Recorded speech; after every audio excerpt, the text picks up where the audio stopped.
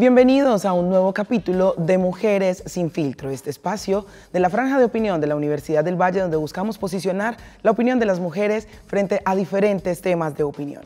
Hoy estaremos tejiendo conversación con 3 expertas para poder entender cuál ha sido el impacto en la salud mental de los colombianos a raíz de los procesos vividos en el conflicto armado. Pero ustedes saben que su opinión es muy importante para nosotros y por eso les estaremos leyendo a través del @canal Univalle TV y a través del @UnivalleCol. Desde allí estaremos tejiendo conversación a través de sus opiniones. Vamos entonces a revisar la nota de contexto preparada por nuestro equipo antes de empezar.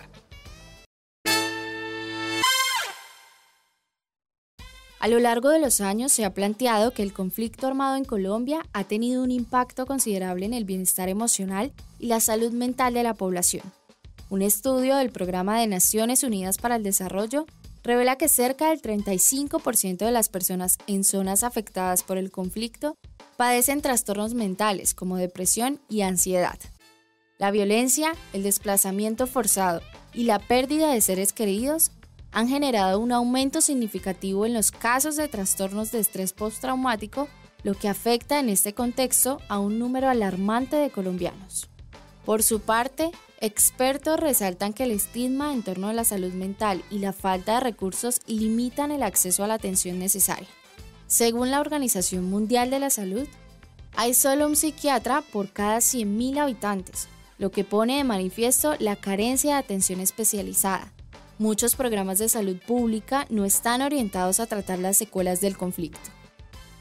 Con lo anterior, ¿cómo se puede implementar políticas efectivas que garanticen el acceso a servicios de salud mental para las víctimas del conflicto? Asimismo, ¿de qué manera se puede reducir el estigma asociado a la salud mental en la sociedad colombiana? Hoy, en Mujeres sin Filtro, el impacto del conflicto armado en la salud mental.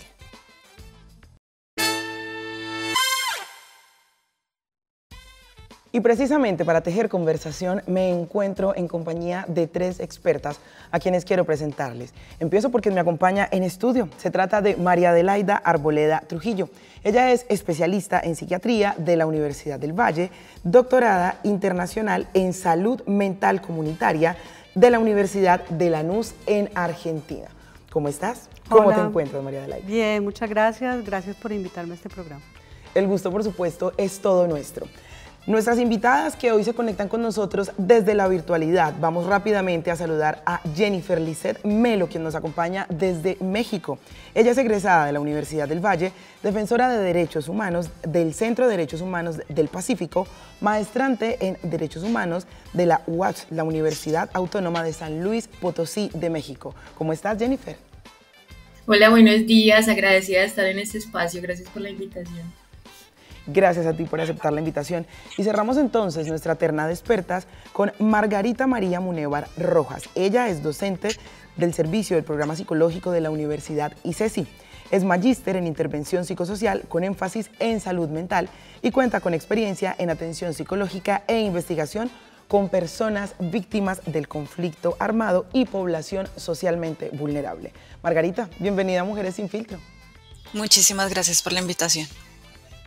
Pues el gusto, por supuesto, es todo nuestro. Y para empezar entonces a tejer conversación, me parecería muy importante poder empezar a entender, y quiero preguntarte, María Adelaida, ¿por qué es importante que hablemos de la afectación a la salud mental en el marco del conflicto armado? ¿Por qué es importante empezar a poner esta conversación en la cotidianidad? Porque históricamente la salud mental ha estado invisibilizada en términos macro, no solamente en el conflicto armado, sino en general. Pero también porque las afectaciones en salud mental son afectaciones que no son muy evidentes en muchas personas y por lo tanto pueden parecer o no parecer, o sea, invisibilizarse. Sin embargo, para mí es muy importante aclarar de entrada que deberíamos hablar más bien de una salud integral, porque es difícil establecer esa límite entre lo que es la salud física, medioambiental, relacional, con lo que implica la salud individual en el aspecto mental. Entonces, creo que es importante entender pues como toda esta relación, ¿no? Qué interesante, porque por supuesto esto nos lleva a dimensionar o redimensionar las afectaciones que ha tenido el conflicto armado dentro de nuestra salud integral, y por supuesto nos lleva entonces también a pensar en otro tipo de afectaciones que puedan verse relacionadas con nuestro accionar en el día a día, y más en el momento en el que estamos pues ya digamos como tratando de construir o de tejer una narrativa de posconflicto en nuestro país. En ese caso, Jennifer, ¿por qué consideras tú que es tan importante en este momento trabajar sobre lo que bien nos mencionaba María Adelaida, la estigmatización de la salud mental a la luz de lo que ha sido el conflicto armado en nuestro país? Mira, yo creo que eso va en diferentes vías, ¿no? Y yo creo que bajo toda lógica y bajo toda pretensión, pues es importante hablar también del papel del Estado y la forma como el Estado un poco se relaciona con la ciudadanía, o bueno, con los pobladores, ¿no? Porque ustedes saben que a lo largo de muchísimos años a las mujeres no siquiera se nos consideró ciudadanas, ¿no? O sea, no teníamos derecho a...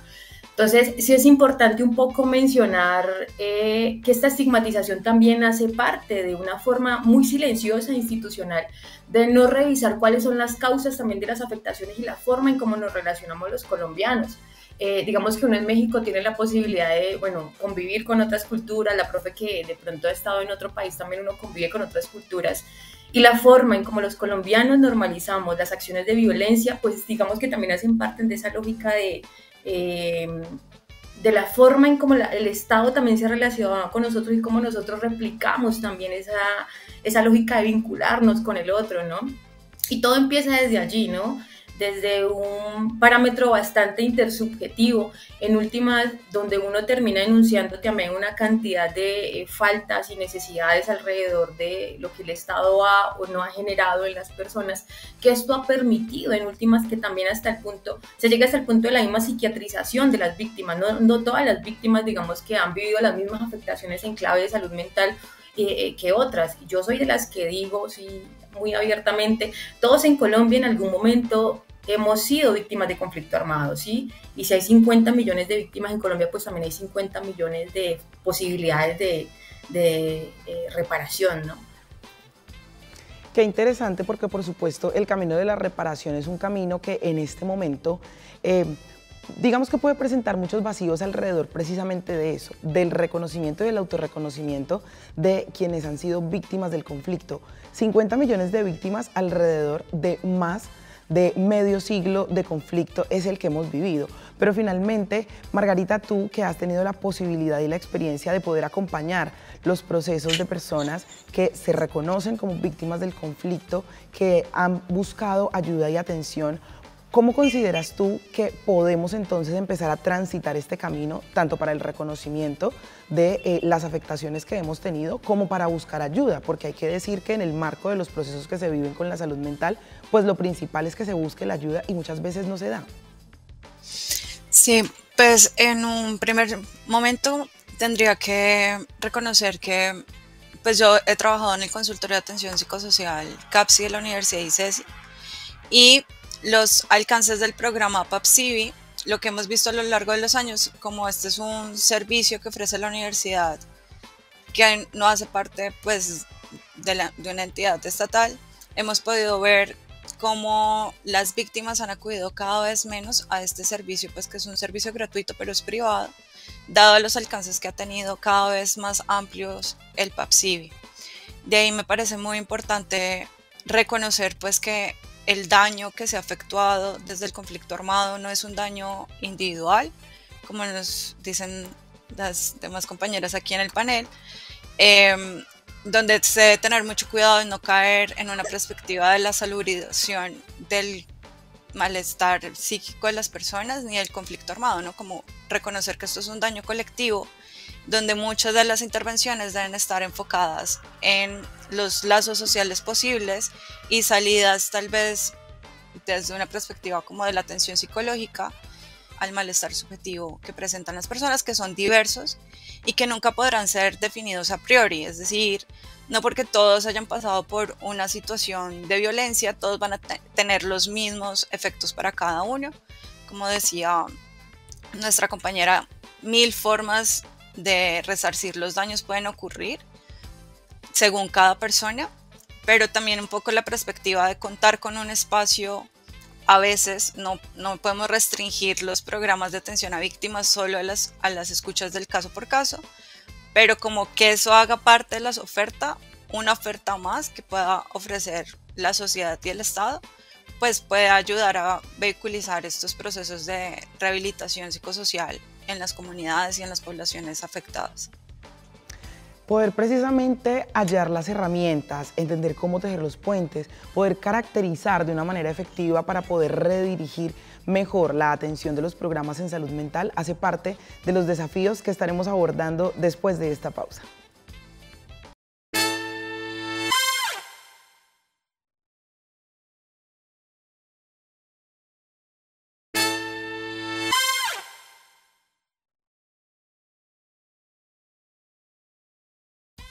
Gracias por continuar con nosotras aquí en Mujeres Sin Filtro, hoy abordando una conversación muy pero muy necesaria y muy interesante alrededor de los impactos que ha tenido el conflicto armado que vivimos en nuestro país sobre nuestra salud mental, cómo reconocer esos impactos, cómo poder establecer procesos, brindar herramientas para que podamos trascender en el marco de la reconciliación y de la reparación en nuestro país, pues hace parte de los elementos que estamos abordando hoy de la mano de nuestras invitadas. Y justamente antes de irnos al bloque estábamos esbozando un poco las necesidades en términos de accesibilidad, la necesidad de entender que ha sido un proceso colectivo que desde allí lo tenemos que reconocer, pero donde por supuesto hay unas particularidades.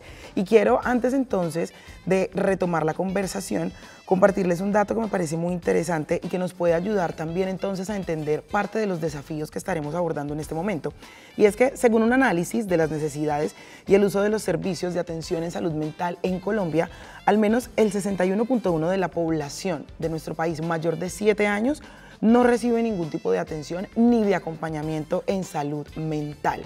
Esto, por supuesto, nos lleva entonces a pensar en cuáles son esos desafíos que, como bien lo hemos esbozado en nuestro primer bloque, se tienen como Estado, pero también hay unos desafíos que abarcan o que cobijan a los profesionales que acompañan estos procesos de salud mental. En este caso, María Adelaida, cómo entenderlos y también pues cómo transitarlos en este momento. Yo pienso que hay varios desafíos allí. El primero tiene que ver con la formación misma, ¿no?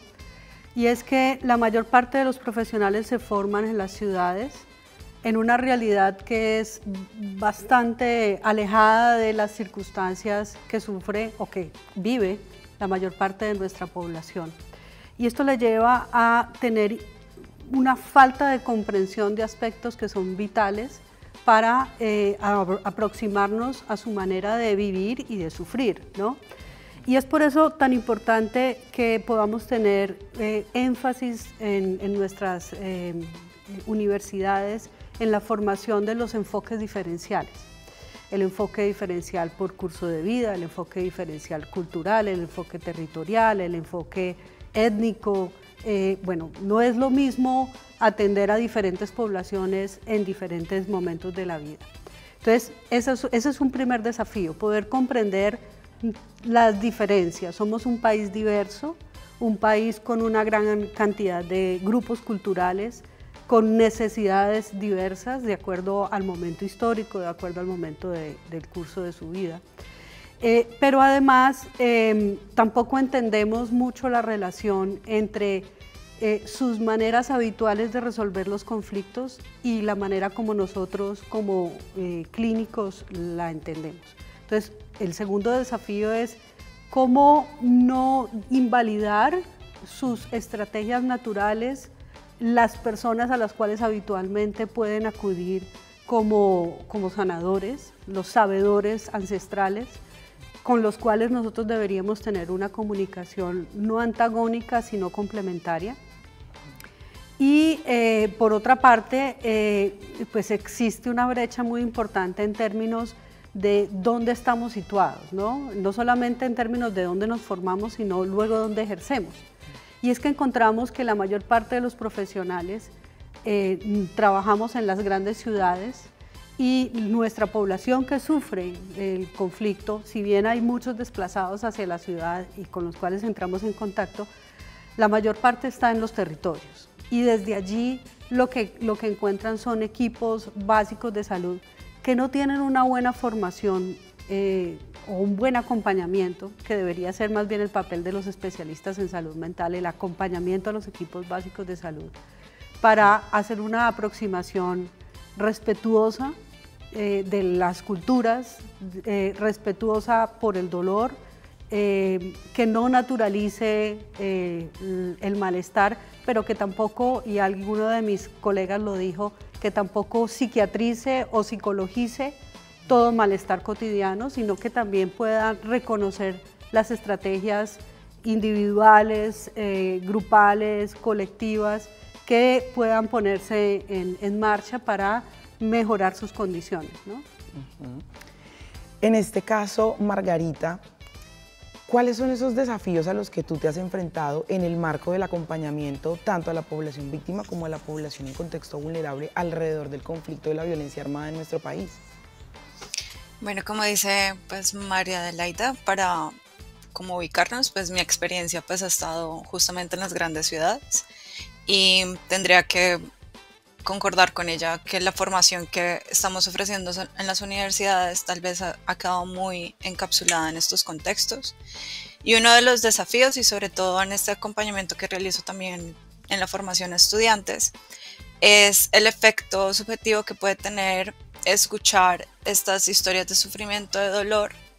A veces puede generar ciertos efectos de horror, son claramente historias muy fuertes, que sobrepasan pues a la escucha a veces del caso por caso, como la posibilidad de escucha, pero también hay la importancia de como delimitar cuáles son las posibilidades y los alcances que se tienen en estos dispositivos de atención psicológica, y sobre todo para ubicar en esas posibilidades, no caer en lugares comunes, por ejemplo el consejo, ¿no? Como ofrecer rápidas soluciones al malestar de las personas, que en el caso del conflicto armado es muy complejo, y teniendo en cuenta sobre todo las realidades y los arraigos territoriales que también puedan tener las personas, por ejemplo las comunidades afro, las comunidades indígenas, como un gran desafío es también dejarnos enseñar por las soluciones y arreglos que han encontrado las comunidades y las personas respecto a las realidades de conflicto que han vivido. Creo que tener esa posición de dejarse enseñar es un gran reto también, en la misma vía que podamos ofrecer otros modos de salidas al malestar. Eso sería como uno de esos grandes desafíos.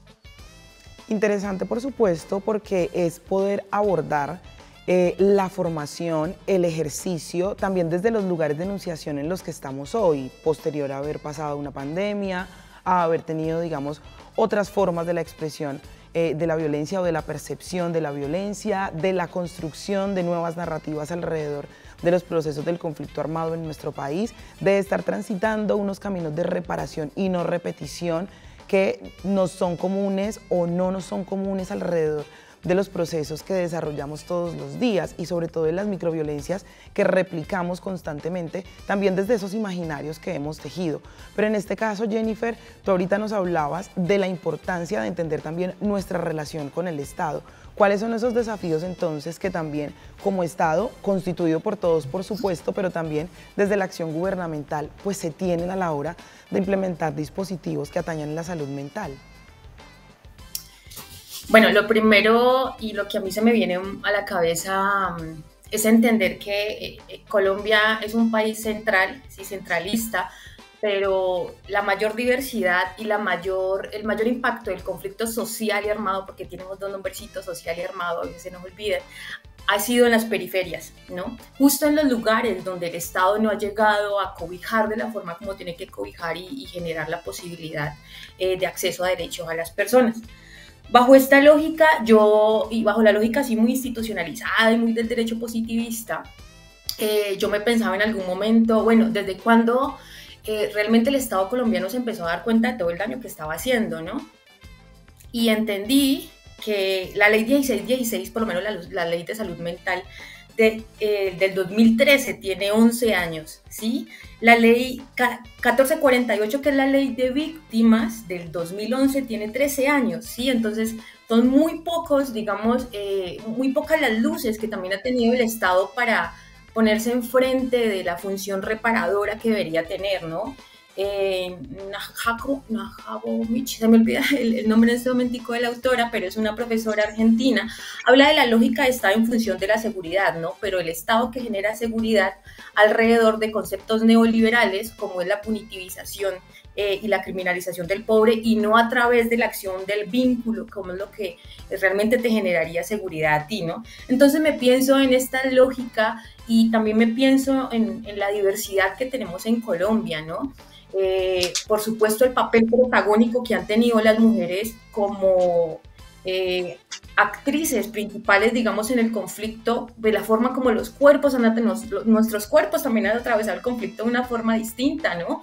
Fuimos trofeo de guerra y todavía seguimos siendo trofeo de guerra, ¿no? Como lo mencionaba Yuderki Espinosa o Chicuriel, desde los feminismos descoloniales hay unas formas de atravesar y que nos atraviesa el conflicto y la lógica como el Estado se ha relacionado con nosotros las mujeres en función de el sexo, el género, la raza, la clase, ¿no? No es lo mismo hacer una atención con una mujer del Pacífico bajo unas condiciones de empobrecimiento puntuales que hacerlo con una campesina de Pradera, de Yotoco, de Florida, de Palmira, de Combia. Entonces yo me pienso en una cantidad de lógicas muy estructurales y muy finas, en donde también el campo de la salud mental pues se ha habido como un poco desplazado a vaya atienda, ¿no? Pero no nos han hecho totalmente partícipes de esas acciones públicas también que tienen que ver con la participación de nosotros dentro de las lógicas del Estado también, un poco para que acompañen esta discusión pues también desde este lugar disciplinar, ¿no? Me pienso en eso puntualmente por no decir más, porque me extiendo. Tranquila. María Adelaida tiene una réplica alrededor de esto, pero entonces les propongo que vayamos rápidamente a la pausa, retomamos nuestro bloque con tu réplica y vamos entonces también a observar qué nos dice la gente en la calle alrededor del tema que estamos tratando hoy, la afectación de la salud mental a la luz del conflicto armado que hemos vivido en Colombia. Ya regresamos.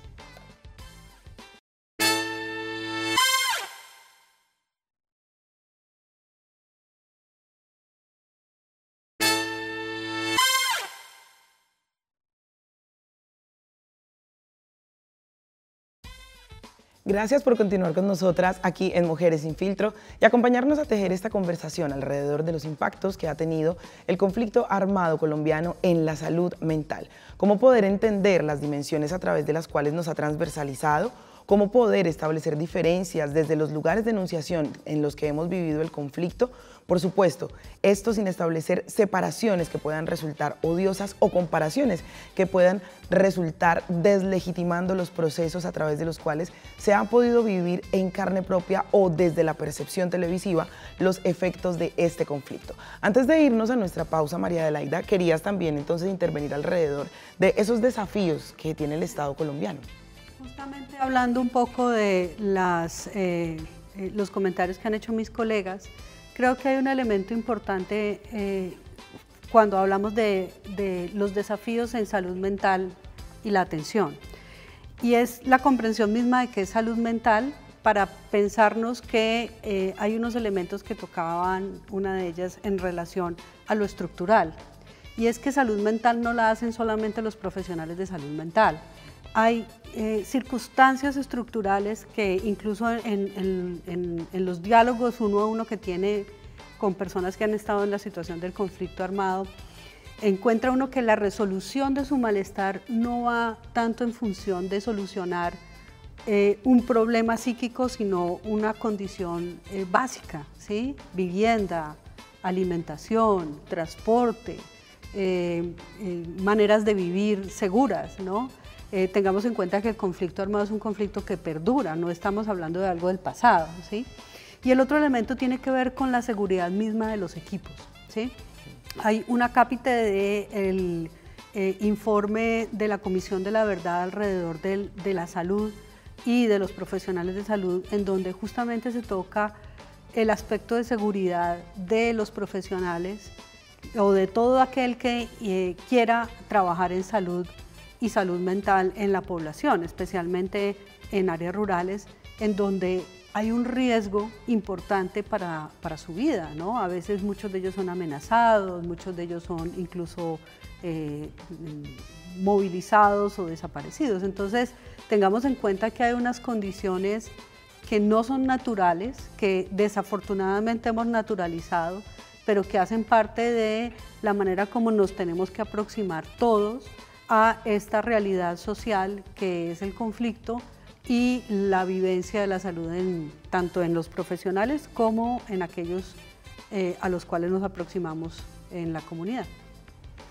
Resulta, por supuesto, muy interesante porque esto incluye entonces para nosotros nuevos elementos alrededor de, claro, la responsabilidad también que hay en quien se forma en algún saber o en el ejercicio de algún saber y la perspectiva o la expectativa que tejen quienes son acompañados en el marco de estos procesos. Verdades absolutas, respuestas a todo, capacidades infinitas de acompañamiento, hace parte, siento yo también, de los elementos que rodean estos procesos de acompañamiento a quienes han sido vulnerados por los procesos del conflicto armado directamente y definitivamente el solo hecho de trasladar un equipo a un territorio pues ya supone una serie de dificultades alrededor de lo que va a ser entender ese contexto, poder entonces generar unos elementos para la atención, pero además también poder empatizar con los procesos que se viven y con las maneras a través de las cuales se generan los procesos de elaboración del duelo y otros elementos, por supuesto, que hacen parte de ello. Pues bueno, es importante, por supuesto, poder conectar con ustedes y por eso estuvimos recorriendo la Universidad del Valle para poder reconocer allí cuáles son esas opiniones que hay, cuáles son las percepciones que hay alrededor de la afectación de la salud mental en el marco del conflicto armado colombiano. Esto fue lo que nos contaron.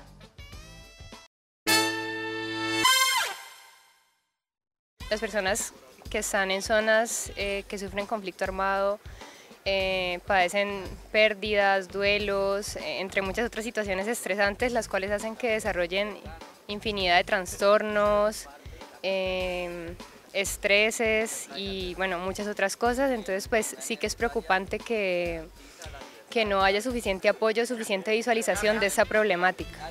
Porque la experiencia que uno vive ahí no se olvida tan fácilmente. A veces el subconsciente como que lo guarda, lo esconde, pero eso está ahí y en algún momento sale a flote y la persona pues tiende a sufrir trastornos por esa experiencia. Y es necesario pues que requiera de apoyo, que busque apoyo y que la sociedad le brinde apoyo. Considero que el conflicto armado ha tenido una repercusión muy grande en nuestra sociedad, desde pues, las personas que han sufrido desplazamientos forzados. En el caso de las mujeres, creo que les puede afectar no solamente la violencia que ven, digamos, en este desplazamiento forzado, sino también otro tipo de violencias, como violencias de género. Pues he oído muchos casos de mujeres que han pasado por violaciones o que les han arrebatado a sus hijos por la guerra, sea porque los reclutan o porque pues los pierden. Entonces todas estas experiencias son demasiado como traumáticas para no tener un efecto en la salud mental de las personas. Pues sin duda alguna muy importantes las opiniones que hemos podido recoger en la Universidad del Valle y yo me voy a permitir irme rápidamente también a nuestro espacio virtual. Me voy rápidamente al @canalunivalle.tv porque allí nos han dejado un comentario que siento que puede también darnos luces para seguir abordando esta conversación y es Max Yuri Gil Ramírez, nos dice lo siguiente. Quien tenga alguna duda sobre el impacto en la salud mental del conflicto armado colombiano no es sino que pase por esta red, refiriéndose a X. Aquí se encuentran cada día miles de tweets que evidencian el daño cultural, el trauma colectivo que nos han dejado décadas de violencia. Y es que, sin duda alguna, poder colectivizar todo este dolor que hemos sufrido va a ser un elemento muy importante para poder entender también las dimensiones a través de las cuales se debe o se puede abordar. Ahorita Jennifer nos mencionaba un poco alrededor de la legislación, la ley 1616, la 1448, que nos hablan de una restitución de tierras, la ley de víctimas, pero finalmente, ¿están siendo efectivos estos elementos legales? ¿Realmente nos dotan de herramientas o finalmente están haciendo parte también de esas herramientas o de ese tránsito que tenemos que hacer para entender cómo abordar todo este daño colectivo, María Adelaida? Yo creo que estamos aprendiendo, es decir, incluso en el trabajo que hemos podido realizar con la JEP, con la Jurisdicción Especial para la Paz, vemos que pues son cosas que se van aprendiendo en el camino. De todas maneras, hay leyes, ¿no? Ya hablamos de dos leyes, está la Política Nacional de Salud Mental, está el Plan Decenal de Salud Pública, bueno, hay un marco normativo. El problema es cómo se ejecuta, ¿sí? Porque, por ejemplo, hablamos del programa PAPSIVI, que es anterior, por ejemplo, a toda esta estrategia que se ha movido con la desmovilización de las FARC-EP, y vemos que el PAPSIVI mismo ha tenido que ir mutando frente a las necesidades, pero incluso se queda corto en relación a lo que son las realidades, ¿no? Y creo que hay un gran reto, y es cómo no generalizar, ¿no? No generalizar estrategias que sean probablemente inadecuadas culturalmente o innecesarias para ciertos grupos, pero cómo poder potenciar estas estrategias que plantea el Estado para que realmente se puedan usar por quienes las necesitan. Creo que eso es un gran reto. El otro elemento tiene que ver con hay una preocupación que tengo yo como psiquiatra comunitaria, y es la prescripción o la indicación de situaciones patológicas de entrada cuando hay un trauma, ¿no? O un evento traumático. Y es que no toda situación, no todo evento necesariamente se convierte traumático para la población que lo vive, ¿no? Hay muchas características tanto de la situación, el evento, las condiciones sociales y las circunstancias individuales como para poder pensar que eso tenga una connotación en el individuo, ¿sí? Pero además es importante comprender que las personas también tienen recursos, ¿sí? Y justamente parte del asunto es cómo encuentro yo, cómo a partir de esta normatividad permito a que las propias comunidades participen, no sean objeto pasivo, sino una participación activa, una emancipación que permita también hacerse cargo de todos sus recursos. Ese debería ser un papel del Estado, y las políticas deberían apuntar no a tener una actitud paternalista, sino un acompañamiento a unos grupos sociales que tienen unas vulnerabilidades enormes, unas condiciones adversas, pero que también tienen posibilidades. Interesante, por supuesto, porque esto nos lleva también entonces a empezar a tejer esa relación que como Estado nos convoca. ¿Cuál es el papel que debe jugar el Estado? ¿Cuáles son las seguridades y las garantías que nos debe brindar? Pero también cuál es nuestro papel como actores sociales, como quienes hemos sido vulnerados, pero también de una u otra manera por las distintas circunstancias a través de los territorios que habitamos, hemos hecho parte también de la construcción de ese conflicto. Entender que estamos en un camino de aprendizaje me parece una de las cosas más importantes que hay que hacer en este momento, porque solamente hasta que entendamos que hemos vivido inmersos e inmersas en un proceso de conflicto, y ese es el contexto que reconocemos. Esas son las prácticas que reconocemos. Ahora bien, desaprender esas prácticas y poder interiorizar otras prácticas que nos lleven a la construcción de una mejor sociedad va entonces a ser parte de esa lógica que vamos a tener que entablar en términos del diálogo, de la reconciliación, de la reparación, de la construcción, si se quiere, también de una narrativa distinta entonces como país. Vamos a nuestra breve pausa, porque ya estamos llegando a nuestro último bloque de conversación y por supuesto hay muchas cosas para concluir.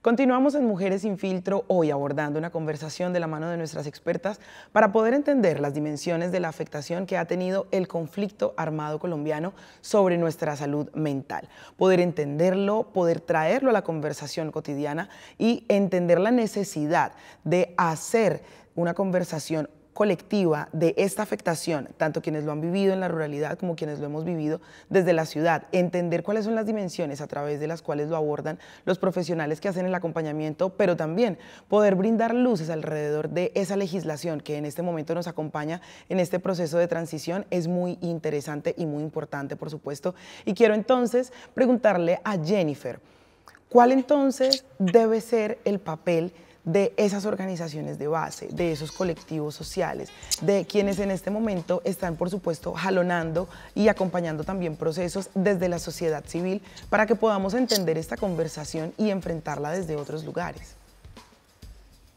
Bueno, yo pienso muy bien, como retomando las palabras de lo que decía la profe, que también las personas tienen mecanismos, ¿no?, de generar acciones en pro de su salud mental y son movilizadores, ¿no? Yo no voy muy de acuerdo con esa idea de paciente, porque pues, las personas de paciente no tienen nada, de hecho, todo lo que los tiene allí es lo que los moviliza. Entonces yo pienso que los consultantes, si uno está en un espacio muy clínico, bueno, las personas que hacen parte de estos escenarios, pues ellos muy bien tienen sus herramientas, y me parece que es importante hablar sobre ellas puntualmente. Voy a hablar de Cali, que es un poco el contexto que conozco, del suroccidente colombiano. Es el lugar en donde hay más organizaciones defensoras de derechos humanos en Colombia. Sí, no he hecho el paneo en Latinoamérica, pero sé que en Colombia es así. Y es en función de también el alto nivel de victimización que ha tenido las personas en este territorio, ¿no? Sabemos que el suroccidente colombiano pues ha sido, aquí se ha instalado la génesis del conflicto, ¿no? Y sigue estando también en función de ello. Pienso que tiene un papel protagónico, ¿no? Incluso el Sistema Nacional de Iniciativas de Paz nos habla de cada una de las acciones que hacen estas organizaciones y que están en pro de su bienestar, ¿no?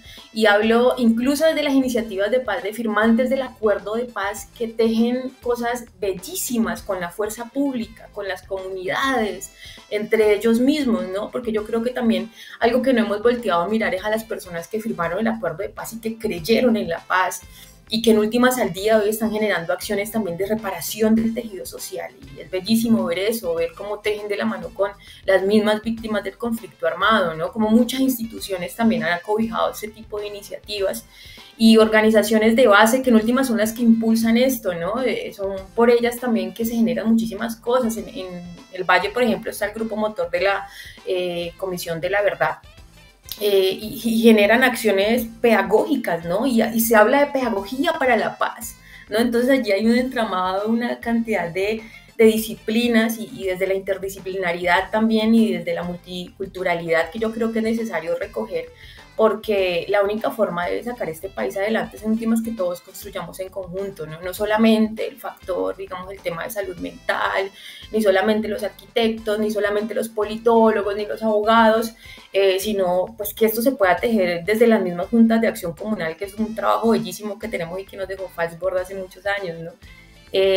Yo pienso que es importante la pluralidad de voces para una construcción de paz estable y duradera, ¿no? Obviamente entendiendo que el conflicto se va a replicar de otras formas, pero de aquí a eso nosotros los colombianos somos tan creativos que vamos a buscar incluso razones también para darle frente a esto, ¿no? Sin romantizar todo lo que también sustrae al ejercicio de ser defensor de derechos humanos en estos territorios son altamente victimizados, ¿no? El tema de seguridad, el tema también de cuidado al cuidador, que es lo que también mencionaban por aquí, ¿no? Porque uno a veces ve que estas organizaciones sociales también cargan sobre sus hombros una cantidad de responsabilidades que a veces ni siquiera pues, son de ellos, ¿no? Entonces es eso, yo creo que tienen un papel protagónico aquí y que esto se hace es con la gente, ¿sí? Esto no se hace solamente desde arriba, desde las políticas públicas, esto se hace es con la gente, con el estudiante, con el trabajador, con el taxista, con la señora de las arepas, esto se hace es con todos, con todos. Qué interesante, por supuesto, y quiero entonces en este momento hacer una pregunta para las tres, dirigiéndose a la primero a Margarita, y vamos por supuesto a ir explorando en esas opiniones, y es que hemos dejado aquí en la conversación varios conceptos. Uno es que, por supuesto, la construcción de una paz estable, duradera y con el compromiso de la no repetición es muy importante, pero también hay una narrativa alrededor de la paz y es que es la ausencia total de conflicto, y eso, por supuesto, también nos lleva a unos espacios utópicos alrededor de la construcción social que nos enfrenta a la diferencia, que nos enfrenta al disenso, que nos enfrenta a tener que construir unas herramientas de diálogo para estar en armonía, y esto no nos exime de que haya, digamos, algún tipo de conflicto. Por supuesto, en este momento estamos abordando el tema del conflicto armado, que sí es un elemento que se espera, por supuesto, que a través de la construcción y de la transición que estamos haciendo como país, pues pueda cesar y no repetirse más. Sin embargo, hay una narrativa, y es que como colombianos somos violentos per se, está en nuestro ADN, es lo que sabemos, a través de esas maneras nos relacionamos, lo hemos visto en distintos espacios y por supuesto las reacciones, digamos, que se viralizan a través de las redes sociales, entonces refuerzan esos conceptos. ¿Cómo empezar a trabajar desde nuestra individualidad también para entonces deconstruir esta narrativa que nos ha acompañado por más de medio siglo, si no es quizá un poco más, porque también estamos hablando del conflicto documentado como el inicio del conflicto armado, pero ha habido en nuestro país muchos otros procesos donde el conflicto se ha escalado? ¿Cómo empezar entonces a deconstruir esta narrativa desde nuestra individualidad, Margarita? Bueno, primero pues sí, efectivamente el modo del lazo social en nuestro contexto ha estado marcado por la violencia, y yo creo que muchos movimientos sociales y comunitarios han buscado llevar la discusión sobre nuestros modos de relacionamiento, por ejemplo, estas lógicas patriarcales y de violencia hacia las mujeres.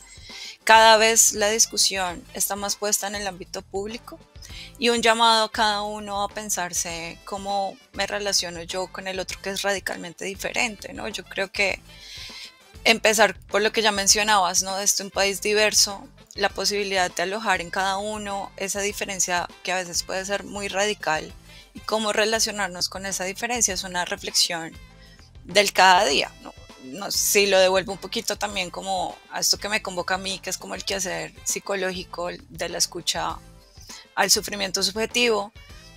Cómo me las veo yo cada vez que me enfrento a una cuestión que me remite a mí a una cuestión muy íntima, y qué elementos tengo para resolver ese conflicto. Me parece también que estas discusiones, muchos de los movimientos jóvenes hoy nos están justamente remitiéndonos a esas lógicas del pasado, como nos están diciendo en la cara de frente como eso no está bien, y están cuestionando una y otra vez estos órdenes establecidos, ¿no? Como lo que se consideraba normal y común, y ahorita nos están convocando pues a esa reflexión constante, y yo creo que ese reclamo constante como a pensarnos, a cuestionarnos esas lógicas tradicionales, pues ya es un primer paso. Y como nos lo refería Jennifer también, pues la construcción de paz es eso, es una construcción, es también María Adelaida lo decía, estamos en un proceso de aprendizaje y desaprendizaje de lógicas anteriores, y eso es algo que se va a ver en la calle, en lo común, como cada vez somos más sensibles a alojar la diferencia de los otros y propia también. Interesante. Por tu parte, María Adelaida, ¿qué elementos aportar?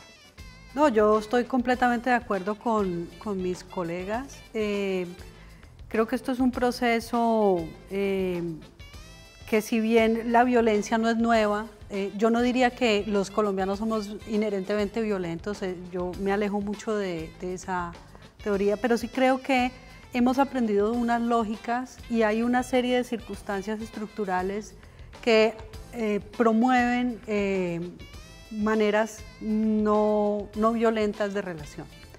El hacer de nosotros como profesionales de la salud mental es acompañar a la sociedad sin imponer otros modos de violencia simbólica, que es uno de los, digamos, de los conflictos en los que entramos a veces, especialmente desde mi disciplina, y que podamos trabajar en la construcción de una sociedad con la comunidad, no para la comunidad, que eso es tal vez el asunto más complicado, y con el Estado, ¿no? Porque también es esta cosa de pensar el Estado es otro, ¿no? El Estado también soy yo.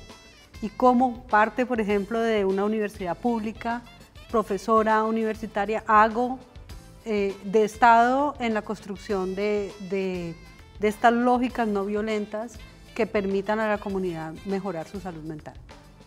Jennifer, por tu parte, estas narrativas que nos han acompañado, ¿qué elementos aportar entonces para esa deconstrucción desde lo individual? Bueno, mira, Ignacio Martín Baró, en algún momento de la historia, un psicólogo de la liberación en El Salvador, nos dijo que el trauma psicosocial hace referencia al destrozo de las relaciones sociales que se instalan en todos los actores que convergen en un territorio, ¿no? Alrededor de esto, pues yo me pensaba también, pues estas lógicas, estas categorías de la paz, ¿no? La paz positiva, la paz negativa, la paz imperfecta de la que nos habla Francisco Muñoz. Y pienso que a los colombianos se nos ha instalado también en la forma en cómo nos relacionamos esta lógica de la paz negativa, ¿no? Todo este entramado de narrativas que vienen desde la seguridad democrática, ¿no? Desde la satanización del pobre, la criminalización de campesinos, la idea esta de que el que piense diferente pues es comunista, hay que acabar con él, ¿no? Entonces pienso que más allá de esa lógica de la paz negativa, hay que empezar a instalar nuevas narrativas en las personas y creo que ahí sí estamos haciendo creo que un papel importante e interesante. Yo nací en los 90 y fácilmente pues en mi barrio, en Palmira, un barrio muy pobre, pues uno veía cómo pasaban los panfletos los paramilitares y esa gente haciendo limpieza social, ¿no? Y mi mamá nos guardaba en la casa, pero yo no tenía ni idea de lo que estaba sucediendo y me parecía eso muy normal. Y luego pienso en las conversaciones que también en algún momento tuve con mi abuelo, porque ellos son desplazados de Samaniego, Nariño, y pensaba en darle una cabida diferente a esto, ¿no? Y empecé a encontrarme con el discurso de la paz desde la idea de entender que el conflicto ese sí es inherente a todos los seres humanos, ¿no? Y no porque el conflicto sea malo, es porque las ideas contrapuestas ayudan a movilizar nuevas estrategias de ver el mundo, como lo que estamos haciendo en este espacio, en este escenario, ¿no? Entonces yo no me pienso de que la paz es la ausencia de conflicto, porque pues para mí la ausencia de conflicto y el silencio y sobre todo los espacios pacificados, que eso es muy diferente a los espacios pacíficos, pues hacen parte también de las dictaduras, ¿no? Argentina, Chile, nos ha hablado muchísimo de eso.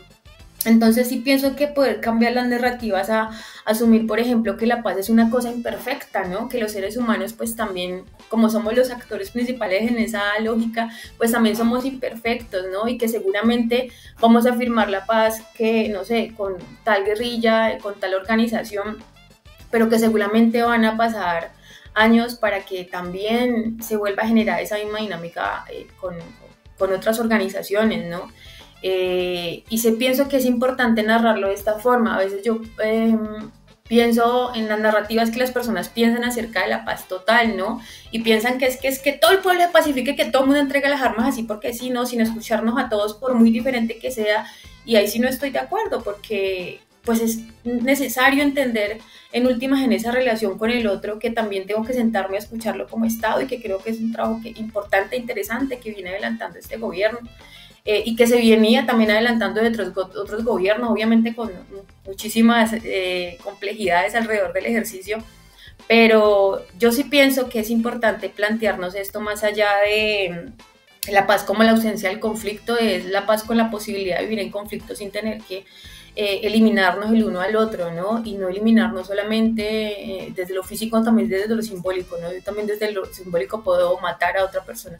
Entonces pienso que es importante el trabajo que estamos haciendo narrando esto, ¿no? Teniendo estos espacios, hablándolo en la familia, hablándolo en la universidad, en el trabajo, un poco pues también en la conformación en la combinación de todas las formas de lucha, ¿no? Para poder hablar acerca de este tipo de acciones desde lo más cotidiano, ¿no? Y esa es una forma como pues que la cultura cambie, ¿no? Porque la cultura no es una cosa estática, cambia todos los días, y eso nos lo enseñan muy bien los antropólogos. Y obviamente pues estoy en toda contraposición con que dicen que los colombianos somos violentos. Muchos compañeros que han acompañado acciones con el colectivo con el que trabajo nos dicen que aquí ven los mayores actos de amor que han visto en muchísimos países, ¿no? Entonces yo me quedo con eso, yo me quedo con que los colombianos sí tenemos la posibilidad de cambiar este país, y que pues más allá de cualquier discurso es importante encontrarnos con el otro como otro, ¿no? Como esa alteridad que es diferente a mí, pero pues también merece respeto, y que es una persona que es dueliable, ¿no? Que su muerte también es la muerte de la muerte de una persona, pues la muerte de toda la humanidad. Yo creo que bajo ese principio podemos empezar a cambiar estas narrativas.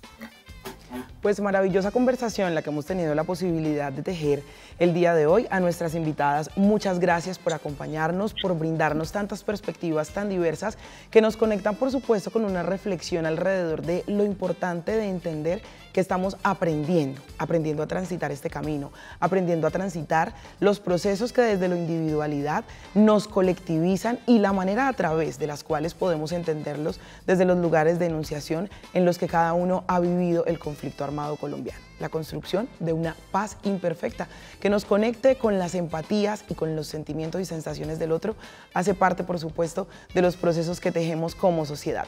A ustedes muchas gracias por acompañarnos en este capítulo. Hasta la próxima. Esto fue Mujeres sin Filtro.